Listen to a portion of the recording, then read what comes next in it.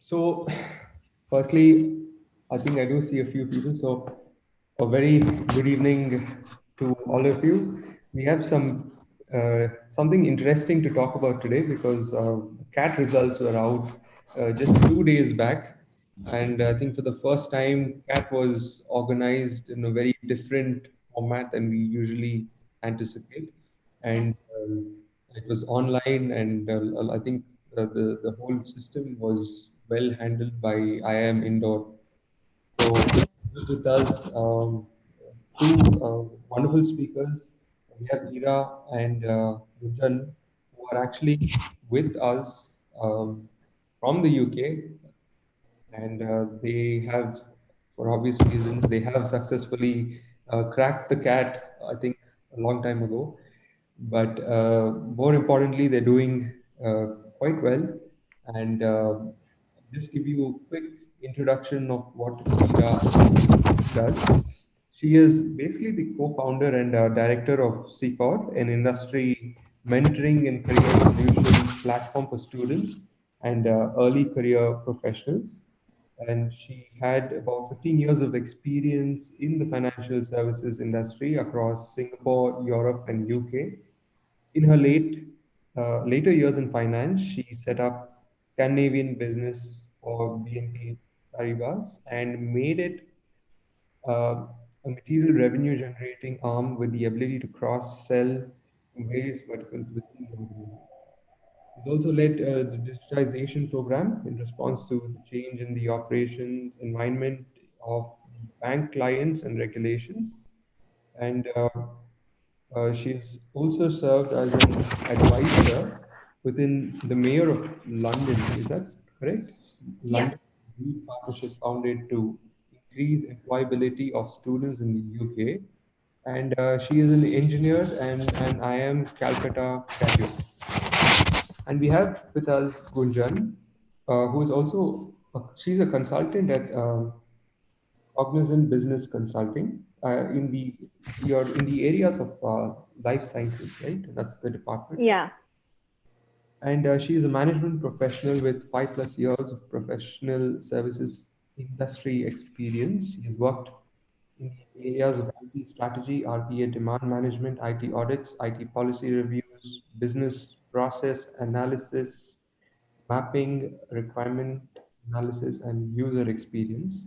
During her tenure, she had worked for diverse clients across the industries like technology, life sciences, hospitality, and manufacturing. So, just coming straight off the bat, how was your personal experience you attempted with that? So, would you like to go first, Eva? Sure. So, please allow me a liberty to digress a little bit, but the point I want to make is really important. And I will start with the fact that I was from a tier two city and was graduating from a regular non IIT, non Ivy League college. So, CAT and the MBA college that would come my way would be the key factors in changing my trajectory drastically and then create a path for a coveted investment banking job in London, which would not have happened without the stepping stone of acing CAT. The preparation, the hard work, and the belief in giving my level best actually helped me in cracking CAT.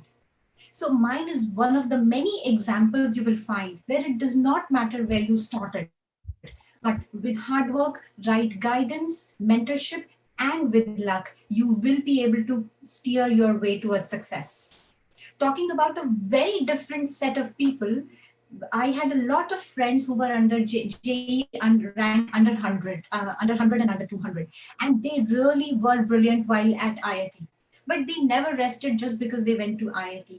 Each time things like CAT came their way, they prepared and prepared a lot. Then they tried to take the tests, interviews, mock sessions, and see what the result was and improve their scores. So hard work, practice, and persistence was also their mantra. So I want to promise you that if you work hard and make wise decisions while at the crossroads of your life, you will bring immense pride to yourself and to your college and who hopes but nothing but the best for you. So with this, I will give you a few lines on how I prepared. So my preparation alongside being a full-time software engineer was 6 months long, where I practiced at home. Alongside, I took the national tests conducted by IMS. So my initial few weeks of preparation, rather 4 to 6 weeks of preparation, was taking practice tests, but in an untimed manner. What this helped me do was improve my understanding of the topic and tackle the questions. So initially, my scores would be around, let's say, 70 to 80% across, with a slightly poor performance in reading comprehension. So while doing this, I kept trying to improve my scores while practicing those tests. Once I had done a good few weeks of this, I went on to take those exact tests and a bit more in a timed fashion. And there I saw my scores dip. So this can be attributed to time pressure or stress of actually taking the test. So now I had to devise a strategy or change my way of taking the test such that I started tackling the easier questions or the questions where I was good at to maximize the scores I would get and then get on to the more difficult questions. So this was most about my preparation, but more importantly, the national tests that I took actually helped me benchmark against the students and hence helped me prepare. After that, once I had got my interview calls, I left my full time role and started preparing full time for the interviews and for the group discussions because that's what used to happen that time. Now, I did join a coaching institute where the student to teacher ratio was under 10, which really helped us gain a lot of individual feedback around interviews, around current affairs, around tackling group discussions, and around tackling GK questions at the interview. And I actually did 3 mock tests which were recorded sessions and which gave live feedback that really helped me improve and gave me insights into what I should change and how I should improve. So that was my preparation. Thank you. Wow, I think that was very precise and to the point. I think the key takeaway here that I really that caught my attention was the fact that you went to a place where the student faculty ratio is quite low, and Yeah. that's undivided attention to students and a lot of, I guess, a lot of practicing, and Yes. a lot of these national tests have actually helped you in going forward or improving those scores. Yes. And if I'm not wrong, could I just add on? You had, I think, even when you took it, and there is this whole concept of negative marking, right? For Yes. Yes. and students have to be careful. I mean, I think that's one of the reasons why you would essentially tackle the easier questions first, and then reserve the ones that are hard for later.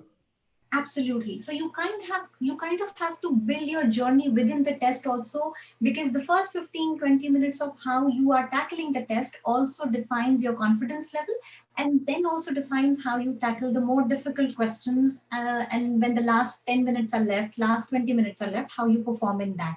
So yes, have a strategy in place and carry it through till the end. Yeah, and the CAT usually takes place in the month of November every year, and Yes.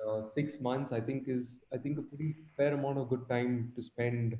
Would you like, let's say, on a weekly basis, how many hours would you spend studying? So I think because I was working full time as well, Monday to Friday. So I would say I would still spend about 3 hours in the week, and then much longer on Saturdays and Sundays. Oh, that's This would be again different for different people. For some people, it is not about time, but once they are confident about a certain topic, they just move on with practice tests in a timed manner, and then for full length tests. But some people take time, and I probably am from the latter category. So each person has to see what works for them and what doesn't work for them. yeah, but a natural good first step would be to do an on-time test and just to gauge where you are. And I guess further on, as you prepare and get deeper into the course material, I guess start taking the time test, right? Sure. Okay, wonderful. And I think this is the test part is just one part of it. What happens after the test? Once you get the call, we have. We have, I think, the mock. After the mock, we have the GD and personal interviews, right? Yeah, yeah. Okay. And usually, what is like a good percentile? Because the CAT scoring is relative to the other students' performance. So, what is a good score to get into, like, let's say, an IIM, one of the IIMs? Oh. Gunjan, you want to take that? Yeah, so I think it's totally dependent on the percentile rather than the score because, as you said, it's relative grading. So, but if you say you want to get into the top of the top, which say A, B, C, anywhere above 99 is actually a good enough starting point. I would still not say that 99 will ensure you a seat because a lot of things still depend on the GDPIs, and I have known people who have scored like 99.7 and still not cracked it. But I think to start off with, you aim 95 plus for to get into all these. So there are baby IIMs, new IIMs, but to aim for, you aim for 99 plus and then see where it goes. So that's, you have to target the maximum to actually come near it. Okay. And Gunjan, could you just talk about like the mock tests that you've been like that you had to like do when you were preparing for the exam? Yes. So just like Ira, I was also working when I gave my cat, and I didn't have a lot of time because I was in a traveling kind of job. So I started taking mocks 3 months prior to my cat, and I would kind of take, as she said, it's national level mocks that I signed up for. I personally signed up for two different test series just so that the difficulty level is kind of balanced and I don't get too depressed if I'm maybe not able to match up to difficulty level of one of the institutes. So that was just my personal kind of preference. But just as first thing, why you actually give mocks is to simulate the environment. So there are two forms that these institutes offer. One is actually online, so you can sit at home and do it. And the second is they call you at test centers and there's a proper environment. So I would suggest you should at least take a few tests by going at the center to give you that actual simulation that you are giving a CAT exam. And then except just giving mock and then hoping your score would improve, that's really not going to work no matter how many mocks you give. So the first thing, so I would not recommend more than say 2 or 3 in a week. But what is very, very important when you're giving mocks is you analyze the mock that you have given. You sit down, you look at the paper that you've given, even the right and the wrong, whatever the questions, you figure out what went wrong, you figure out your weak areas, and then you kind of work out a strategy of how you will improve that for your next mock. You can even try giving the same test again just to make sure that you have improved on the section that you did not perform well on. And this is a very important, I would say, approach to actually get the maximum out of mocks. Because it will tell you what is your weakest points and it will help you kind of work towards them. You can even improve, give some sectional tests if you find that section difficult, and then come back to the mock. But it is very, very important to go through this whole process of analyzing the mock rather than just blindly, giving it and then trying to just improve your scores just by giving the exam. So that's something that you definitely need to do whenever you give a mock. So don't give one every day. You can give like 2 a week and then give some time to prepare Yeah, for those. quite interesting. I mean, especially trying and getting into that environment where you actually have to um, you know sit on the test day. You practice it in the same um, surroundings so that you don't panic in the last minute. But and like you said, I think it makes sense to have not too many mock tests also because then you Yeah. really have like a strategic uh, move because you're just taking a test after test, but you're not really understanding where you need to kind of work on, or you need to analyze your strengths and weaknesses. And would you suggest that taking about two tests a week is like a fairly good number? Yeah, so definitely, again, it depends on a person by person basis on how much they're comfortable with. But this is just my personal recommendation or the way that I went about it. So generally, two is a good enough start. Maybe you can take some more as you approach the exam. And just 1 week before, I would stop taking exams because it's too stressful. So one week before CAT, I would not take a mock, but that's just my personal thing that I did, just to calm down my mind and prepare for the actual kind of exam, because there's no way that you can prepare much in the last week. You have done what you had to do in your 3 or 6 months of preparation, so it's time to kind of just mull over what you have done and just calm down for that period so that you have the good state of mind when you're taking the actual exam. That's interesting. And would you suggest, I mean, I'm sure it's quite different for different people, but is there Yeah. like, is do people, at least in India, do we have difficulty with quants, or is it with uh, English, or what is the section that's usually harder to crack? Usually people, I think, have difficulty with verbal rather than quant, because in general people tend to be good at quant, is what I have observed. Personally, I was better at verbal than at quant, and I had to work a lot towards my quant. But in general sense, if you're talking about my peers and everyone, they were definitely better at quant than verbal reasoning. And I think that mainly depends on if you how long you have been reading. If you have a habit of reading, that kind of plays into your verbal as well. So it's relative. I'll just run through quickly on the current testing patterns that we have. So the current duration of the CAT is 2 hours, which is 120 minutes. And they have three sections: the verbal ability and reading comprehension, data interpretation and logical reasoning, and they have the quantitative aptitude. And each section is actually um, 40 minutes each, and 53 minutes 20 seconds font. I think different candidates probably with disability. And okay, they have a fixed slot timing as well, which is about 8:30 to 10:30, and 12:30 to 2:30, and 4:30 to 3:30. So I guess when students are applying, they can apply for these slots and then take the exam. And number of questions is 76 questions with 54 MCQs and 22 non-MCQs. CAT exam has a total marks of 228. Mode for the CAT exam is computer based. And for the marking scheme, it's a +3 for every correct answer and a -1 for every wrong answer. And I don't think there's a negative answer for the non-MCQs. So basically, this is the pattern. We have three sections, and I guess students will have to really figure out their strengths and weaknesses.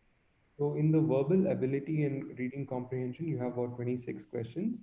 The data interpretation and logical reasoning, you have 24 questions, and quantitative aptitude about 26. So it's pretty much equally divided if you look at the bigger picture. And just let me have a, I think that's about it. Yeah. And yes.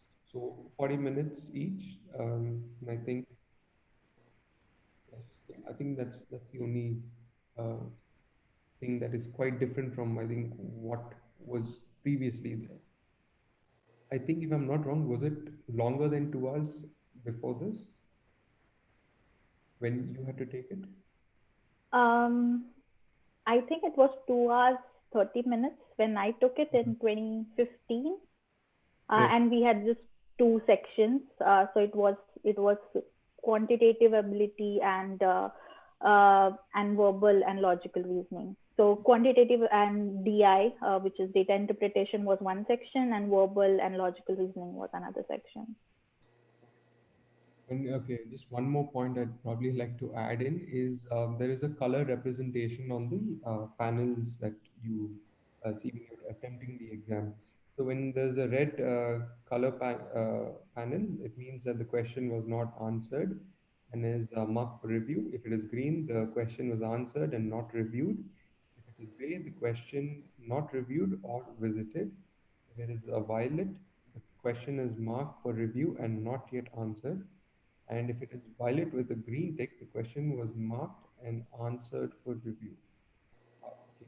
I was not aware of this, but I think it should help when you do a few of the mock tests and give you more understanding on what exactly you could expect. And finally, just one part I'd like to mention, and that is what we can expect in each sections. So when we talk about verbal and reading comprehension, we have verbal ability, English usage and grammar, uh, close passage, synonyms, antonyms, facts, inferences, judgments, jumbled paragraphs, reading comprehension, and verbal reasoning. I think that's basic grammar and a lot to do with verbal ability. And in data interpretation and logical reasoning, we have caselets, blood relations, calendars, bar graphs, column graphs, tables, cubes, plots, binary logic, line charts, combination of two or more types of link to each other. Okay, a lot of these are related to stats, Venn diagrams, pie charts, number and letter series, seating arrangements.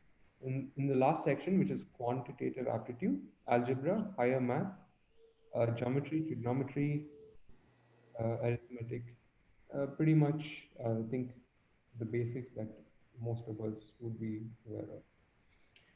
So this is essentially the pattern for the 2021. I know we are probably more than 10 months ahead, but I thought it's good to be a little ahead of time and be prepared than rush in the last minute. The so we'll move on to our next section. So the next section that I probably want to talk about is the written test and the personal interview. So,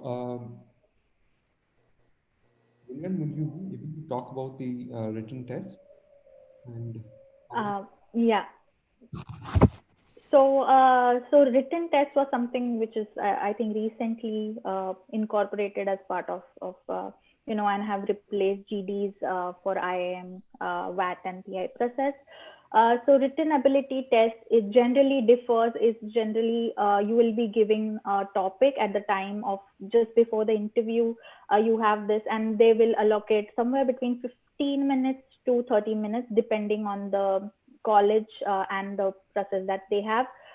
For me, it was 15 minutes of VAT, and basically the way I prepared for my VAT was, so I would start off with the type of topics that they generally cover, and then how you can go about it. So there you would either get like social topics or current affair topics. And the most tricky ones that you get in VAT for IIMs are the abstract topics. So social and current topics are, still easier to cover. You would have to be kind of reading newspapers as soon as you start your CAT preparation, just to make sure that you are at par on the GK side of things to prepare for topics. And I'll give you an example of a social. So you may get something like social media. Is it a boon or bane for the society? It's a very simple topic that can come up. Or you could have something like Sabrimala verdict. What is your opinion on it? Do you agree or disagree? In abstract, you can get anything like, say, pink is the new blue, which maybe at first would not make any sense, but you are expected to write on it. So the way I have prepared for VAT is, as Ira said, I had joined a class which was just 15 students to one teacher kind of proportion, and we would just sit and we were given a topic, and we would take 15 minutes to write that topic. How you generally go about writing any topic is you jot down a few rough points on what you know about the topic or what you would like to write about, just as an outline. And then the second thing is kind of structuring it. You need to have a proper composition structure, introduction, body, conclusion. And what they are mainly looking at when they are looking at your VAT are three things. Definitely the knowledge that you're bringing to the table, your articulation capabilities, or basically how well you are writing something in a very short amount of time, how you're expressing your opinion.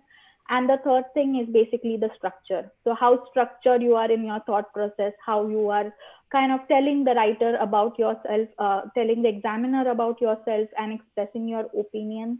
And one thing I want to say is, whenever you're writing, especially on political topics in VAT, please, you definitely have to ensure that you're very rational and put out any personal kind of opinions outside. Whatever conclusion that you are writing in your VAT, it should be supported by reasoning or the pros and cons that you're writing about. So we would kind of do one topic a day. We would sit in a group of say 5 people. We'll write a VAT, and then we kind of read it out to the group. What this helps and why VAT helps in doing in a group kind of setting is, you get multiple perspectives on the same topic, which may help you in the future when you put it across. So I might have not thought about something which someone else has thought about. So when they read it out, it really helps you bring out those various perspectives, so that when you actually write it in the CAT, and it's a similar topic that you're aware of, you can go about it. And in abstract, it's basically open to interpretation. They are not judging you that, this is what is expected to be written in an abstract topic. It's personally open. So pink is the new blue, for example. If I take that topic, I can interpret in a way, say that pink represents women and blue represents men. So I can say that, women are taking over men these days. I can write about feminism. There's so many aspects that I can capture through this topic. So it's really a question of, taking number of topics, writing it out. And the main thing is, because you'll get only 15 minutes, it's very important that you have that quick grasp of, jotting down the outline and writing it. And unless you have that knowledge on the topic, it becomes very difficult. So it is a must that as soon as you're done with your CAT, you start off this preparation. Maybe just take one topic, write about it. If you don't know much about it, read about it. That really helps. And you can easily get a list of, past topics that have gone up online. You can just do a search. But because it's a 15 minutes test, people tend to take it lightly sometimes, which I would suggest that it needs a little more preparation than it actually suggests. So that's how I went about my VAT preparation. So I think that is how I would suggest that they could prepare for the VAT. That's interesting. And like you said, it's only 15 minutes for right? Yeah. Okay. Yeah. So it depends. It can be 15 to 30 minutes. I know some colleges which offer 30 minutes. For me, it was 15 minutes when I took it. So yeah, it differs from college to college. The colleges decide whether they need to keep it longer or. Yeah. It's interesting. And again, if you like prepare as you prepared for the main exam, this, or do you prepare separately for this? Yeah, so it's I prepared mainly after I was done with my CAT for the VAT. But definitely the reading, like you have to, when you prepare for PIs, you anyway have to read about current affairs. And I think as soon as you start your CAT preparation, I would suggest they start reading a newspaper, any newspaper every day, just so that, they are up to speed on the current affair topics and overall, the GK part of it. So that's something that you need to start right from the start, but maybe just actually writing the VAT they can do as soon as they're done with their CAT, and then meanwhile they're waiting for the calls and preparing for their VAT and PIs. Oh, that's interesting. Okay. So, and I'm guessing each college kind of decides on when they would keep the VAT, right? Generally, it's at the time that you have your PI schedule. So you would have a first session, which is VAT, and they'll give you some time, and then you will proceed on to do your personal interviews. That's how it has been so far. I'm not sure if they would change it, but I think that is the It's a way they way normally follow. to do it. Yeah. Yeah. And Ira, could you like share your thoughts and experiences on the personal interview? Because I've heard a lot of daunting stories.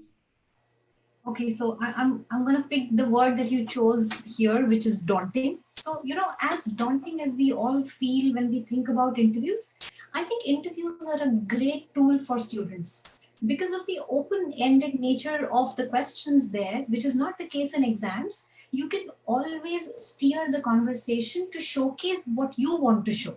I mean, broadly following the rules, but there is always a chance that you can showcase your accomplishments, you can showcase your laurels, and really showcase your brand. So the one thing to remember is don't get frightened. Interviewers are there to select you and not reject you. So give them and give yourself every opportunity so that you get selected. Now, this is what C Core helps the students a lot while preparing for placement interviews. And this is not very different from what CAT interviews would do too. So, in an interview, you need to really build your narrative. So, how let's talk about you guys, the students. You know how you went far and deep and wide in thinking which college to join and what did you look for. You looked what was the infrastructure like, what are the placements like, what is the faculty like, and you had so many other things you delved and found out. So this time around, the MBA college and the interviewers are exactly looking at you, trying to get answers for similar type of questions. How are you as a candidate? How have you done in the past? How do you envision your future? And how would you add value to making their batch of 2021? If you keep this agenda in mind while preparing for the interviews and while delivering your interviews, I think you're going to ace it. Now, coming to exactly the operational details of how to prepare for the interview, go really deep into every aspect of your professional and student life. Be it your academics, be it your extracurriculars, be it your hobbies, be it internships, be it representing your student council or placement body or representing your college in a fest, be it just volunteering. Think how you added to the setup that existed, how you could do better, how you impacted the people around you, and how you got impacted by the people around you. So try to get answers and examples as many as possible for every important situation that occurred in the past 10, 15 years of your life. And then this is all going to create an image of yourself in the front of an interviewer, and then he or she is able to answer, okay, addition of this particular candidate to my batch of 2024 is going to bring that extra zing to my batch. And that is what the interviewers are looking for. Now, coming to the prep itself, start thinking how your resume looks like. Start thinking how your professional or student life has been so far, and jot down as many questions as possible. Don't shy away from working hard here. Jot down as many questions about your student life, about your academics, about your internships, about the football match that you won, or about the hobby that you've pursued for the last 10 years. And then start writing the answers. Again, I will repeat because most of the people think interviews are abstract. They are not. It can really be operational, and it can really be put down into very many small steps. As long as you follow those steps, you're going to get the result. So once you have jotted down all the questions, the plethora of questions that you think is possible, then start writing the answers to this. Write it down so that you can improve upon them and then edit them and change them. So write them down. Then leave them aside for some time and then come back to them. Think about those answers again and try to improve upon them. And once you are happy with this, start practicing them in front of a mirror or record it over your phones and review them. See whether you liked the answer yourself. If you were an independent viewer, did you like the answer? What more would you have wanted to know? What less would you have wanted to say? What could be that extra thing that could have added an alpha value to the answer that you gave?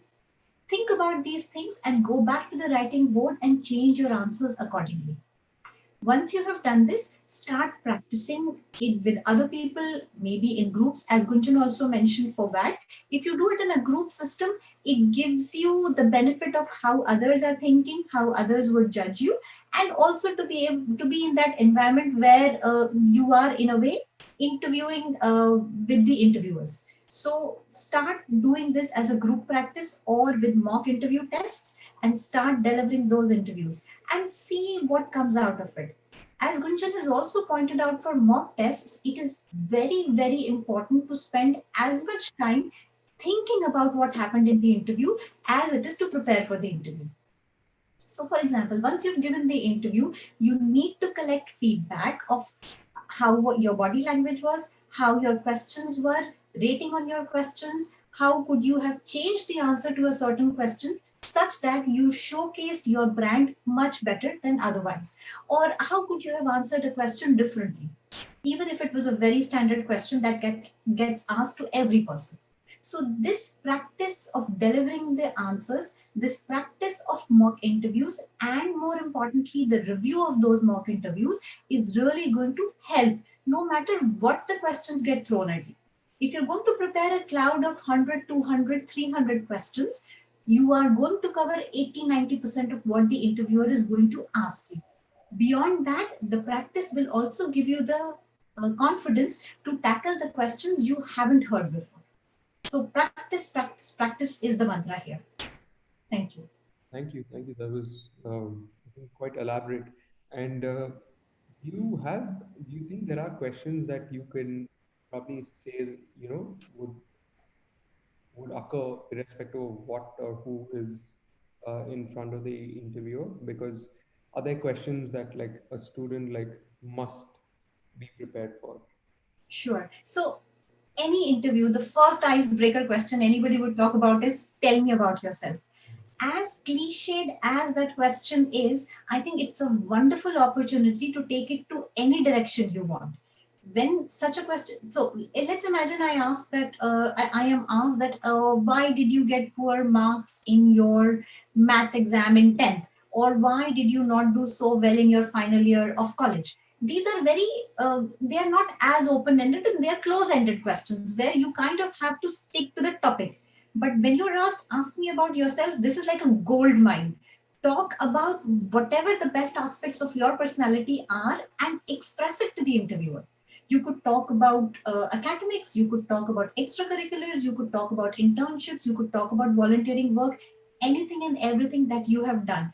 Just pick, choose, and throw it at the interviewer. So the first and the foremost question that anybody would tell you about is, tell me about yourself.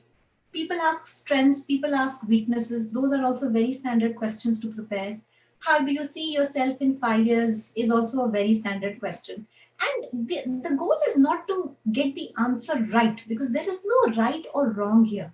The goal is to see how well you understand yourself and also substantiate those things with the examples from your life.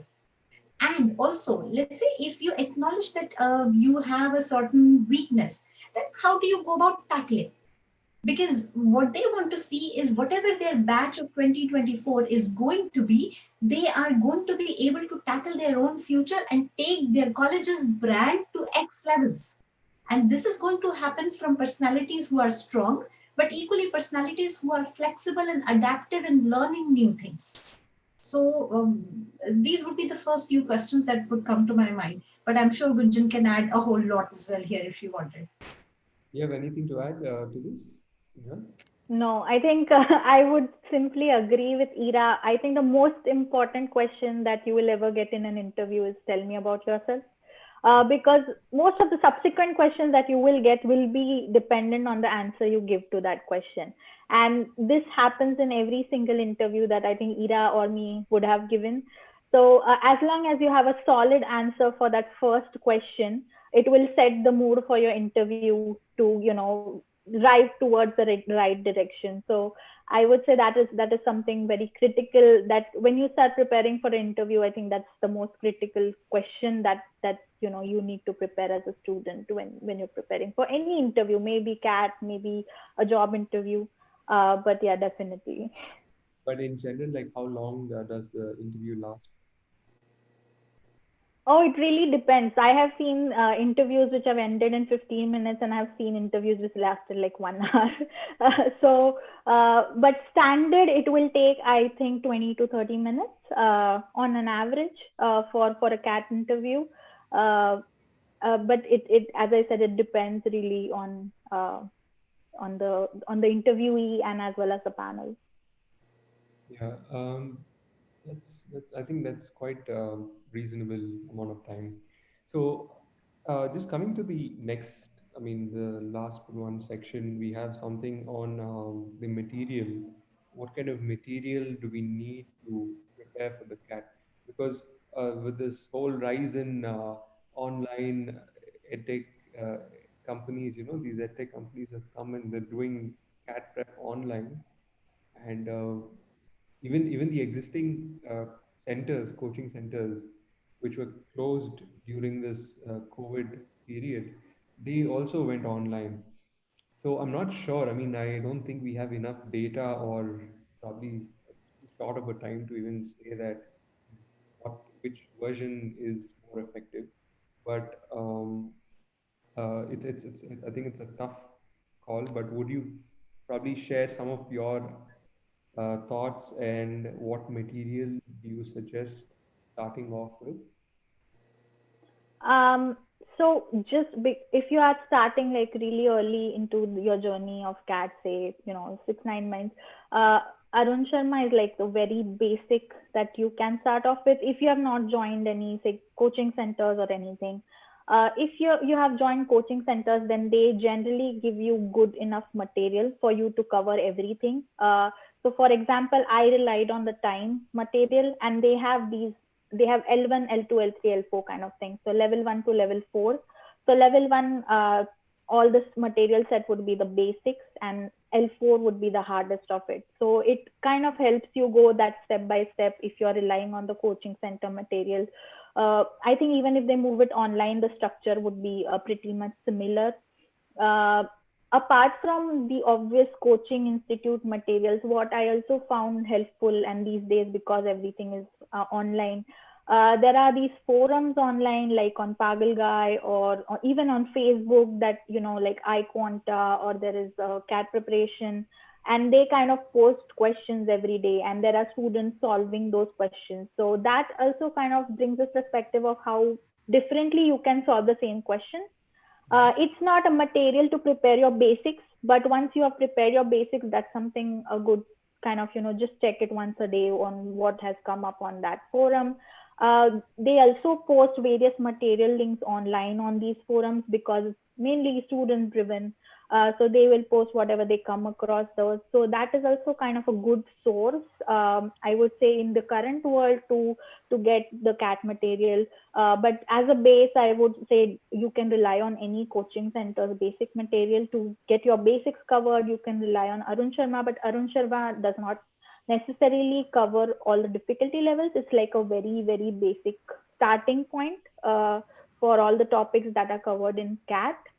Um, and if it's online or offline, I think mostly considering COVID, everything is online. But the way you prepare is really dependent on how much time you have. So if you're working, it's not kind of easy to go into a tutoring center and prepare and everything. So that in that way, you kind of have to rely on online. But yeah, I think it's very personalized on the prep model that you choose, depending on where you are at when you're preparing for the CAT. But for from a recommended material point of view, I think any basic tutorial uh, coaching center books would do, in my perspective. And this and Arun Sharma is it covers all the sections. Arun Sharma, yeah, they have specific books for each section. So I think they would have DI and verbal, but it's like the very basic starting point. I would not say it will cover everything for CAT, but it will help you start off with the basics. Got it, got it. And then as they progress, they could move on to different material. Yes, yeah. Mm. And just coming to the final part, the closing remarks, Ada, would you probably share your tips, your last piece of advice that you could give the CAT aspirants, the students who will be writing this year? Sure, absolutely. I think I'm going to pick a couple of things which Gunjan has mentioned, and they are super, super important. Look, you kind of get one shot out of so many lakhs of students who are going to prepare so and give the test and come through successful. So give yourself every chance through this preparation time. Use your time wisely. So, for example, if you are good at something, then let's say if I am good at some part of quantitative ability, and if I keep giving the full sectional test and getting a certain score, don't get complacent with it. Find out the areas where you lack and keep improving on the scores. If you are getting 90% of the questions right today, there is always a scope for you to get 95% or 99% for that matter. So keep improving. The second point, which Gunjan, the one that Gunjan mentioned, is quite good. That try to take, if you're taking mock tests, take it from a couple of sources, not just one, so that you know that it's kind of more standardized rather than relying only on one source. Do it as a group study if you are not joining a coaching institute formally, because group studies really help. It gives you a competitive environment. It also gives you a support system alongside which you can prepare, and you can ask questions and work. This will definitely come in handy when you are preparing for VAT and definitely preparing for your PIs. So please do that and practice, practice, practice. It's 9 months of preparation, but then for a person like me, my course of professional life completely changed because of CAT, and it could probably not have happened otherwise. So give yourself that chance of changing your trajectory completely and bringing laurels to yourself and to the people around you. Thank you. Thank you so much. Thank you for the final bit of advice that students can probably take away and,